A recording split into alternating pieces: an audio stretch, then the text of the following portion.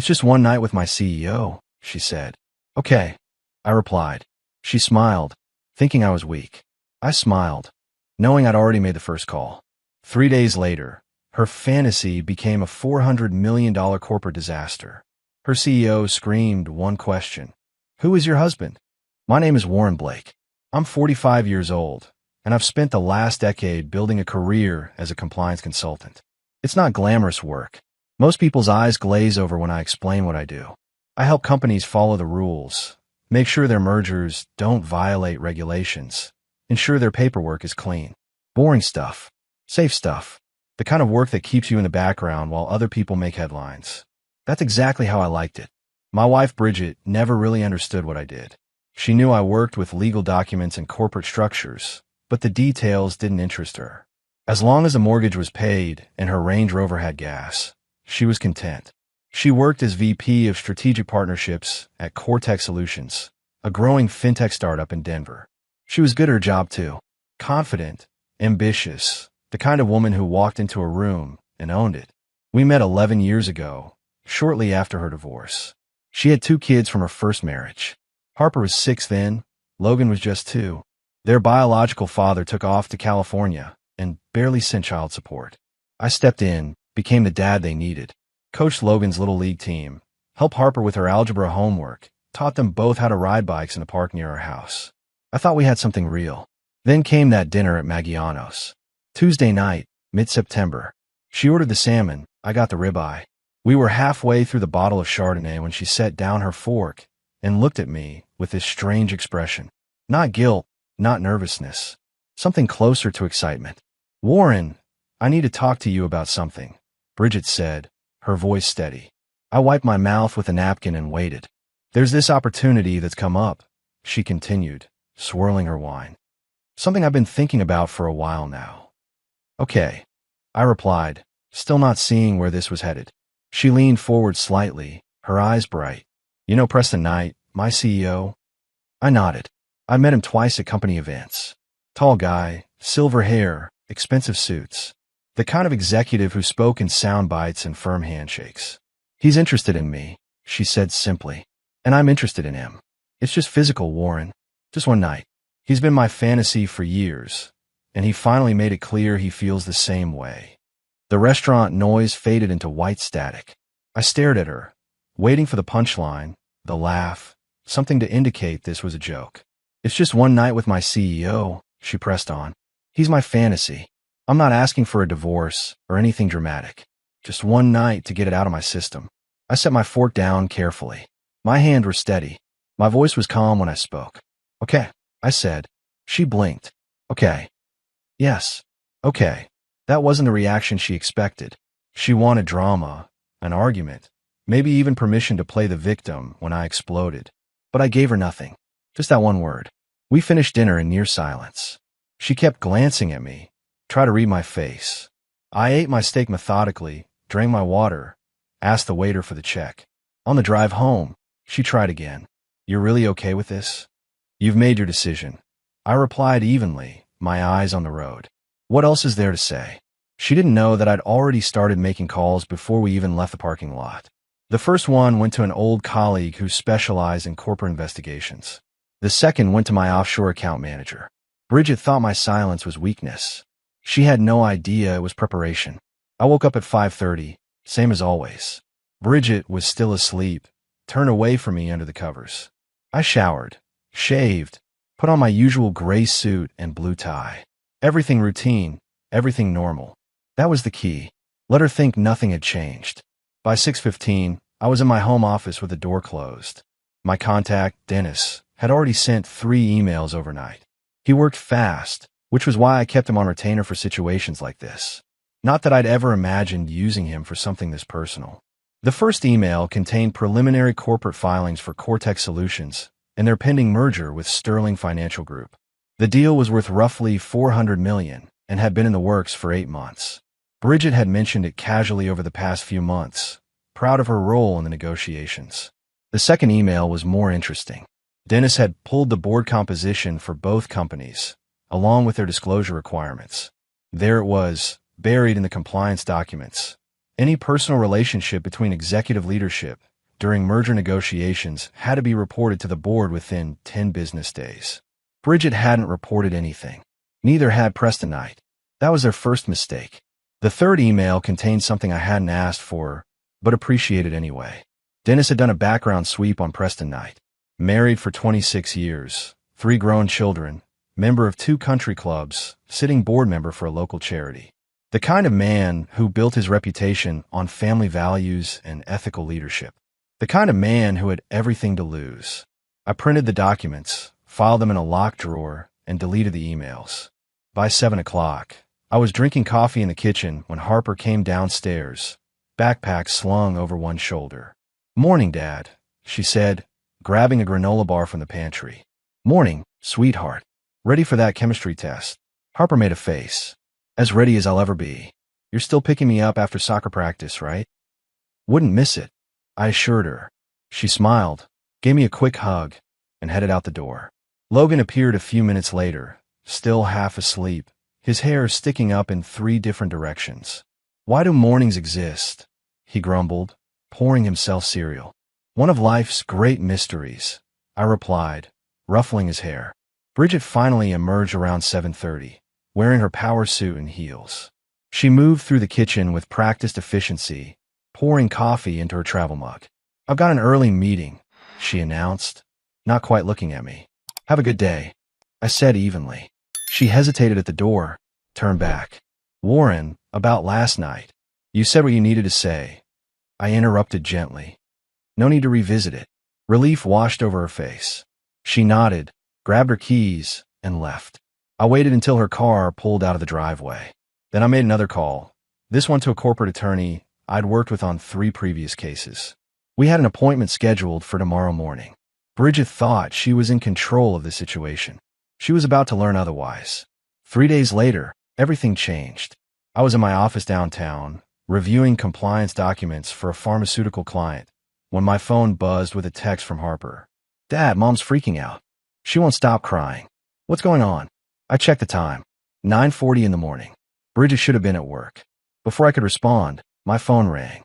Bridget's name flashed on the screen. I let it ring 4 times before answering, keeping my voice neutral. "Warren," I said simply. Her voice came through broken, panicked. "Warren, I need you to come home. Right now. Please." "What happened?" I asked, though I had a pretty good idea. "Just come home," she repeated, her voice shaking. "Please." I told her I'd be there in 20 minutes, then gathered my things with deliberate slowness. No need to rush. Whatever was happening had already happened. When I walked through the front door, I found Bridget sitting on the living room couch, her phone clutched in both hands. Her makeup was smeared, eyes red and swollen. She looked up when she heard me, and the desperation on her face was almost enough to make me feel something. Almost. "What's wrong?" I asked, setting my briefcase down. "Preston called me this morning," Bridget said, her voice trembling. "He was screaming, Warren. Absolutely screaming." I sat down in the chair across from her, waited. "The merger's dead," she continued, fresh tears spilling down her cheeks. "The Sterling deal is completely dead. The board called an emergency meeting last night. They found out about us." "Found out what exactly?" I asked calmly. "That Preston and I were involved. That we'd been seeing each other. They said it was a conflict of interest, that we should have disclosed it months ago." She wiped her face with shaking hands. "Preston called me screaming. He kept asking, 'Who is your husband? Who the hell is your husband?'" I leaned back in my chair, studying her. "Why would he ask that?" "I don't know." Bridget's voice rose to near hysteria. "He just kept screaming it. Then he hung up. I've tried calling him back 15 times. He won't answer." "And the merger?" I prompted. "Gone. Completely gone. Sterling's board pulled out this morning. They're citing undisclosed conflicts and breach of fiduciary duty." Her hand was shaking so badly she could barely hold her phone. "Warren, they're talking about firing Preston. An HR called me an hour ago. They want to see me tomorrow morning. They used the words administrative leave." I nodded slowly, processing this information I already knew. My contact at Sterling Financial had confirmed the board vote last night. The anonymous tip about Preston and Bridget's relationship had come from an untraceable email address. "Mine. How did they find out?" Bridget asked, her eyes searching mine desperately. I met her gaze steadily. That's an excellent question. The HR meeting happened exactly as I predicted. Bridget came home that afternoon looking like she'd aged 10 years in 6 hours. They put me on administrative leave, she announced, standing in the doorway of my office, pending an internal investigation into undisclosed conflicts of interest. I looked up from my laptop. Did they say how long? Indefinitely. Her voice was hollow. They took my badge, my laptop, my phone. Made me hand everything over like I was some kind of criminal. Standard procedure, I observed. Standard procedure? Bridget's voice sharpened. Warren, my career is falling apart, and you're talking about standard procedure? I closed my laptop, gave her my full attention. What would you like me to do about it? I don't know. Show some emotion. Maybe? Act like you care that your wife's life is imploding. You made a choice, I said evenly. These are the consequences of that choice. She stared at me like she was seeing me for the first time. You knew this would happen. I suspected it might, I admitted. Ow, her eyes narrowed. How could you possibly know? I stood up, walked to my filing cabinet, and pulled out a folder. Inside were copies of the merger documents, the compliance requirements, the board member contact information. I'd had them for days. Because I read the documents, I said simply, the ones you should have read before you decided to sleep with your CEO during an active merger negotiation. Bridget's face went white. You reported us. I didn't report anything. I replied truthfully. I simply made sure the right information reached the right people. There's a difference. You destroyed my career on purpose. Her voice was barely a whisper. No, Bridget. You destroyed your career when you violated your company's ethics policies. I just documented it. I returned the folder to the cabinet. You wanted one night with Preston Knight. I gave you permission, but I never said there wouldn't be consequences. She stumbled backward, gripping the doorframe for support. Who are you? I'm the man you've been married to for 11 years. I answered. The one you never bothered to really know. Harper appeared at the top of the stairs then, her face confused and worried. Dad? Mom? What's going on? Why is everyone yelling? I looked at my daughter, then back at Bridget. Why don't you explain it to her? I suggested quietly. Tell Harper why you're not working anymore. Tell her about your fantasy. Bridget's face went from white to crimson. She opened her mouth, closed it, then turned and fled to our bedroom. The door slammed hard enough to rattle the pictures on the wall. Harper looked at me, tears forming in her eyes. Dad, what's happening? I climbed the stairs slowly, put my arm around her shoulders. It's complicated, sweetheart. Your mom and I are going through some things. But you and Logan are going to be fine. I promise you that. Are you getting divorced? I didn't answer right away.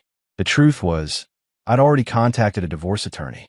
The paperwork was being prepared, but Harper didn't need to know that yet. Let's take this one day at a time, I said instead. Right now, I need you to be strong. Can you do that? She nodded against my shoulder, and I held her there for a long moment, feeling the weight of what I'd set in motion. This was just the beginning. Dennis called me 2 days after Bridget's suspension. I was at my desk when his name flashed on my screen. Got something you need to see, he said without preamble. Can you meet me at Bradley's in an hour? Bradley's was a quiet bar downtown, the kind of place where businessmen had conversations they didn't want overheard. I arrived to find Dennis already in a corner booth, a thick manila envelope on the table in front of him. You asked me to dig deeper on Preston Knight, Dennis began, sliding the envelope toward me. I found more than expected. I opened it carefully. Inside were photographs, bank statements, hotel receipts. Lots of receipts. Bridget wasn't the first, Dennis explained, keeping his voice low. Knight's had at least 3 other affairs with employees over the past 6 years. All kept quiet, all swept under the rug. I studied the documents, my jaw tightening. Does Sterling Financial know about this? They do now, Dennis replied with a slight smile. Anonymous tip, of course. Sent this morning. I looked up at him. You didn't need to do that. Call it professional courtesy, he shrugged. Guy like Knight doesn't deserve to land on his feet after this. The photographs showed Preston with different women at various hotels. The bank statements revealed payments to one of them, likely hush money. The pattern was clear, methodical, predatory. There's more, Dennis continued. Knight's wife filed for divorce yesterday. Her attorney is going for everything. House, retirement accounts, the vacation property in Aspen. She's not playing around. Good for her, I muttered. Your wife tried calling Knight 67 times in the past 3 days, Dennis added. He's blocked her number. His attorney sent her a cease and desist this morning. I nodded slowly, absorbing this information. Bridget had become a liability to Preston, someone who could expose him further. Of course, he'd cut her off completely. What about Bridget's job? I asked. Dennis's expression darkened. Cortex Board is meeting next week to discuss her termination. It's essentially a formality at this point. They're building a case for dismissal without severance. Because of the undisclosed relationship. Exactly. She violated company policy during active merger negotiations. That's grounds for immediate termination under her employment contract. I closed the envelope, slid it into my briefcase. Send me your invoice. Already did, Dennis said. Warren, I've known you for 15 years. I've never seen you like this. Like what? Cold. Calculating. Normally you're the mediator, the guy who finds middle ground. He studied my face. This is different. She asked me to accept her infidelity. I said quietly. She wanted me to smile and pretend it didn't matter. Instead, I chose consequences. Dennis nodded slowly. Fair enough. What's next? Divorce attorney, I replied. I have a meeting scheduled for tomorrow. I want full custody of Harper and Logan. Think you'll get it.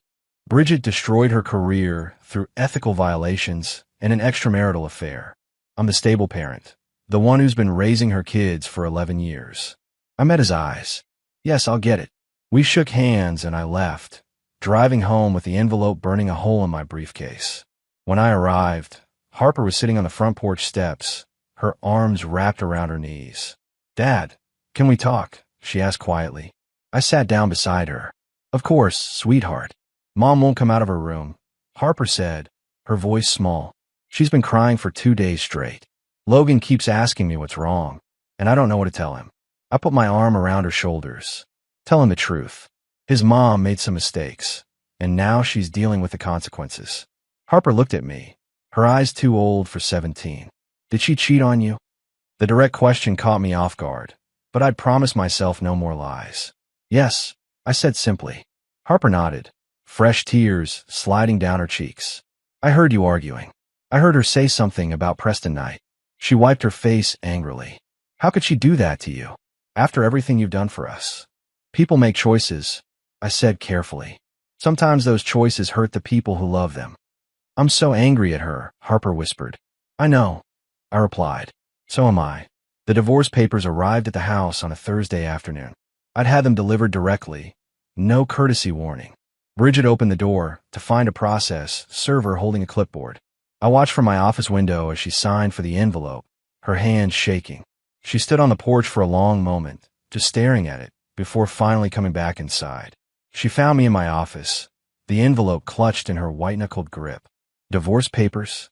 Her voice was hoarse from days of crying. You're actually doing this? Yes, I said without looking up from my computer. Just like that. No conversation. No attempt to work through this. I finally met her eyes. You worked through it with Preston Knight. I'm just finishing what you started. Warren, please. Bridget's voice broke. I made a mistake. A terrible mistake. But we can fix this. We can go to counseling. We can... Read page 7. I interrupted. She opened the envelope with trembling fingers, flipped through the pages. Her face went pale as she read the custody arrangement. Full custody, she whispered. You're asking for full custody of Harper and Logan. Yes. You can't do that. They're my children. They're your children from your first marriage. I corrected. I've been their father for 11 years. I'm the one who raised them while you focused on your career. I'm the stable parent. The court will see that. This is cruel, Bridget said, her voice rising. You're punishing me by taking my kids. I'm protecting them. I replied firmly. You destroyed our family stability. You lost your job through ethical violations. You had an affair with your married boss. Do you really think a judge will see you as the better option? She stumbled backward, catching herself on the doorframe. I never thought you could be this cold. You never really thought about me at all, I observed. That was always the problem. Harper appeared at the top of the stairs then, her backpack slung over one shoulder. She'd obviously heard everything. Dad's right, Mom, Harper said quietly. Bridget spun around, hope flashing across her face. Harper, honey, you don't understand. I understand perfectly, Harper cut her off. Her voice was calm but firm, so much like mine it was almost eerie. You cheated on Dad. You ruined your career. Now you're losing everything. She paused. And honestly, you deserve it. The words hung in the air like a physical blow.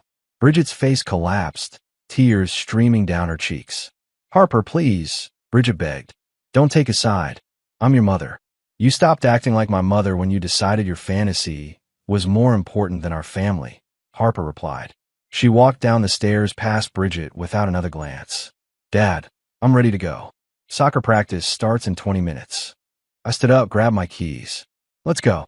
As we left, I could hear Bridget sobbing in the hallway. Logan came out of his room, confused and frightened. Mom, what's wrong? He asked. I hesitated at the door, looked back. Logan was only 13, too young to fully understand what was happening. But he needed to know eventually. Come on, Logan, I called him. You're coming with us. He looked between me and his crying mother, then made his choice. He grabbed his jacket and followed Harper and me out the door. In the rearview mirror, I saw Bridget standing in the doorway, watching us drive away. Alone, exactly as she deserved to be. Bridget's first mistake after the divorce papers was trying to rally support. She called her parents, her sister, her few remaining friends. One by one, they turned away. Her father called me 2 days later. Warren, it's Gerald, he said, his voice tight. I need to speak with you. I met him at a diner near his house. He looked older than I remembered, lines deeper around his eyes. I lost $38,000 in that Cortec merger, Gerald said without preamble. Retirement stock. Gone. I nodded slowly. I'm sorry to hear that. Are you? He studied my face. Because Bridget says you're the one who destroyed the deal. I reported ethics violations to the appropriate parties. I replied calmly. What happened after that was out of my control. Gerald leaned back, exhaled slowly. She told me what she asked you. About Preston Knight. Did she tell you I said yes? His eyebrows rose. You agreed to it. I gave her permission. I clarified. I didn't say there wouldn't be consequences. A long silence stretched between us. Finally, Gerald shook his head. I can't support her in this, Warren. What she did was wrong. Stupid. He rubbed his face. My wife wants me to take her side because she's our daughter. But I can't do it. I understand, I said. Those kids, Gerald continued. Harper and Logan. You've been more of a father to them than their biological dad ever was. They should stay with you. Thank you. I replied quietly. But Warren, his voice hardened slightly. You could have just divorced her. You didn't have to burn her whole life down. I met his eyes directly. Yes, I did. She needed to understand that actions have consequences. Real ones. Gerald stood up, left money on the table for his coffee. Maybe you're right. Maybe she did. He paused at the door. But the man I used to know wouldn't have been this cold. The man you used to know didn't have his wife ask permission to cheat on him, I replied. He left without another word. 3 days later, Bridget showed up at Harper's soccer game. I saw her standing by the fence, trying to catch Harper's attention. Harper deliberately ignored her, focused on the field. After the game, Bridget approached us in the parking lot. Harper, sweetheart, can we talk? Bridget pleaded. Harper loaded her gear bag into my truck without responding. Harper, please. I'm still your mother. You stopped being my mother when you put yourself first, Harper said coldly. She climbed into the truck. Dad, can we go? I nodded, started the engine. Bridget stood there in the parking lot, alone, watching us drive away. She'd become a ghost in her own family. Present but invisible. Speaking but unheard. Exactly as I planned. The final court hearing was set for a Wednesday morning in November. I arrived early with my attorney, Rebecca Sterling. She was sharp, thorough, and had a reputation for winning custody cases.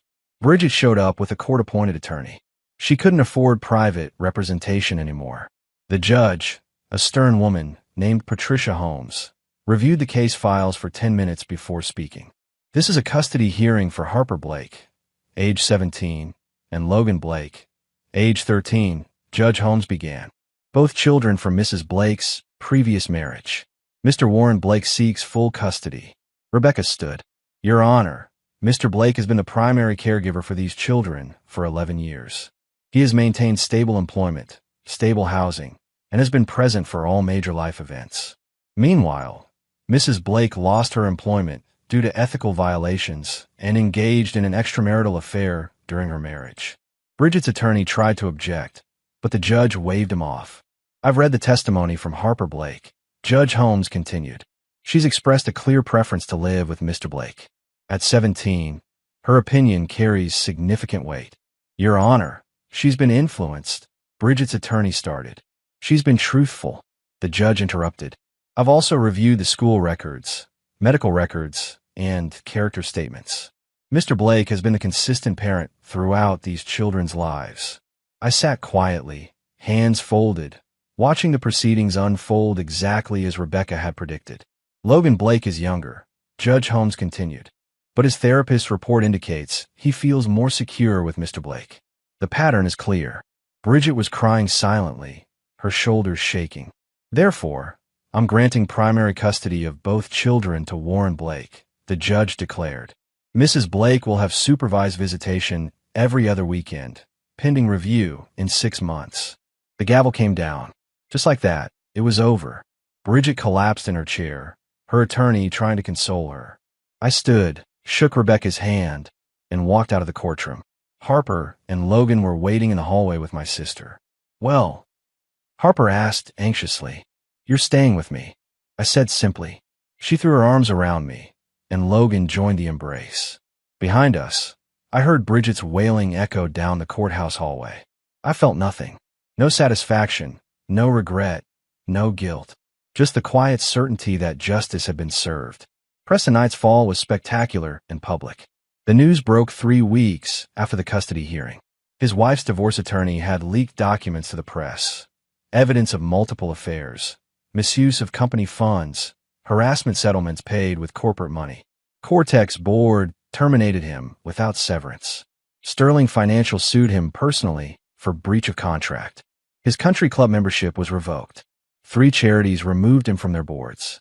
The man who'd been Bridget's fantasy became a cautionary tale. I was reading about it on my laptop when Harper came into my office. Dad, Mom's outside, she said quietly. She wants to talk to you. I looked out the window. Bridget sat in her car, an older Honda Civic I didn't recognize. The Range Rover was long gone, repossessed when she couldn't make payments. Tell her I'll be out in 5 minutes, I said. Harper hesitated. Dad, she looks bad. Really bad. I closed my laptop and went outside. Bridget had aged years and months. Her hair was graying, pulled back in a messy ponytail. The expensive clothes were gone, replaced by a simple sweater and jeans. She looked small, diminished. Warren, she said as I approached. Thank you for seeing me. What do you want, Bridget? I found a job, she said. Administrative assistant at a small law firm. It's not much, but it's something. She paused. I'm moving to Colorado Springs. Starting over. Good for you. I replied neutrally. I wanted to ask about seeing the kids, Bridget continued. My supervised visits.